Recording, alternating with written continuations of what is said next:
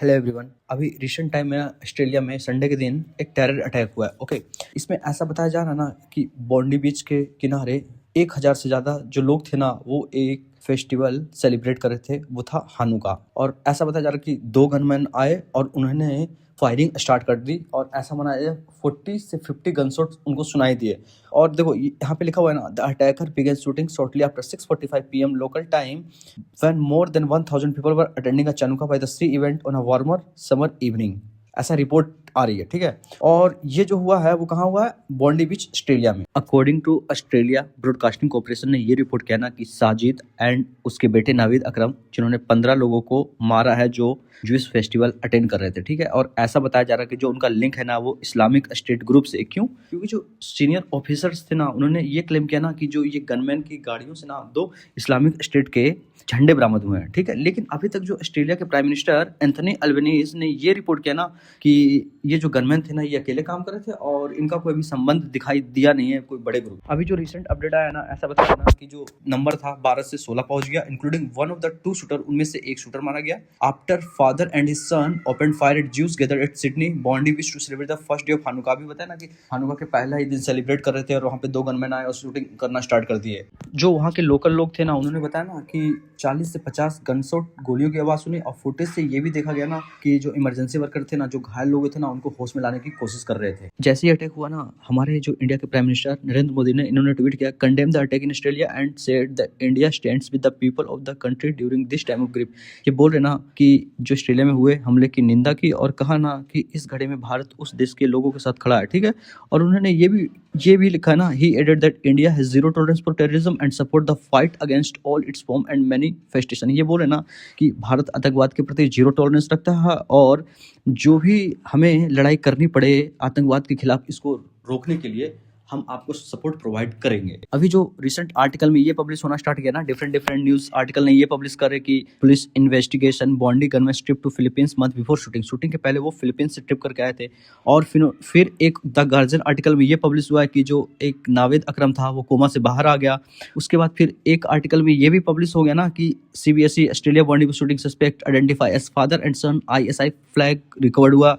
और उसके बाद बहुत सारे आर्टिकल आते रहना। इस पे रॉयटर्स ने ये लिखना स्टार्ट कर दिया, Australia plans tougher gun laws after police says father and son killed 15 at Bondi beach. ऐसा बताया जा रहा ना, जब ये अटैक चला था ना, उसमें से एक हीरो निकल कर गया, आए अहमद अल अहमद, और उनका एक दुकान, फल का दुकान था सिडनी में। और ऐसा बताया जाए कि ये ऑस्ट्रेलियन थे, ठीक है।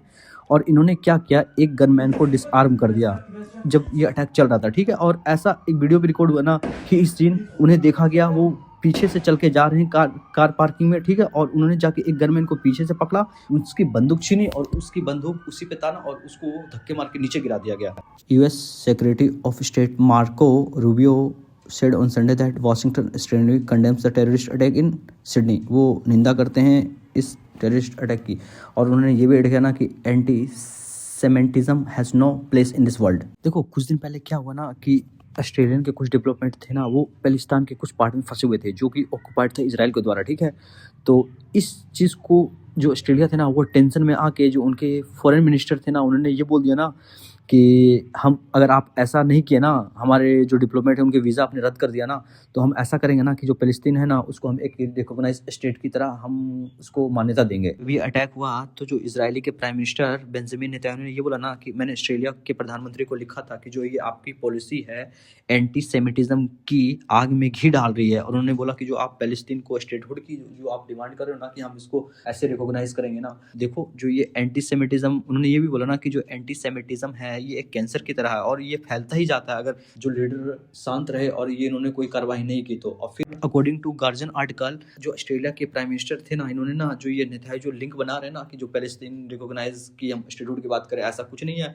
इस अटैक से इसका कोई लेना देना नहीं है। द टाइम्स ऑफ इजराइल के आर्टिकल में ये पब्लिश किया ना कि the Mossad intelligence gave Australia multiple warning over threats to the country Jewish community. जो ऑस्ट्रेलिया में ज्यूइश कम्युनिटी है ना, उस पर खतरा है और इस खतरे को लेके उन्होंने बहुत बार ऑस्ट्रेलिया को वार्निंग दिया, बट उन्होंने ऐसा नहीं सुना। और इसके पहले जो न्यू साउथ वेल्स के पुलिस है ना, पुलिस चीफ, उन्होंने ये खारिज करते हुए बोला ना कि नहीं, हमको तो ऐसा कुछ वार्निंग आया नहीं। पुलिस ने जब रेड मारा ना ये पाकिस्तानी मुस्लिम मैन को, और फिर जब इसकी फेसबुक प्रोफाइल देखी गई ना, तो ऐसा पता चला कि जो ये अकरम था, बॉन्डी बीच का एक गनमैन जिसका नाम अकरम था, उसने स्टडी किया था central Queensland university in Sydney and Hamdard university in Islamabad.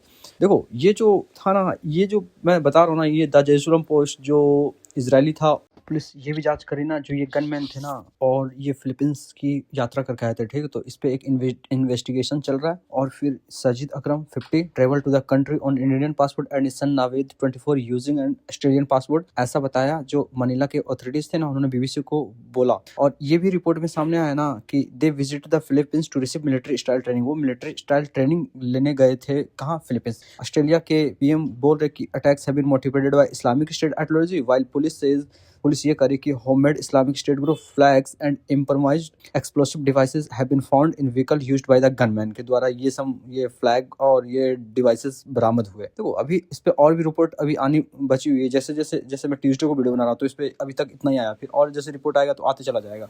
Okay, तब तक के लिए थैंक यू, फिर मिलते हैं नेक्स्ट वीडियो में।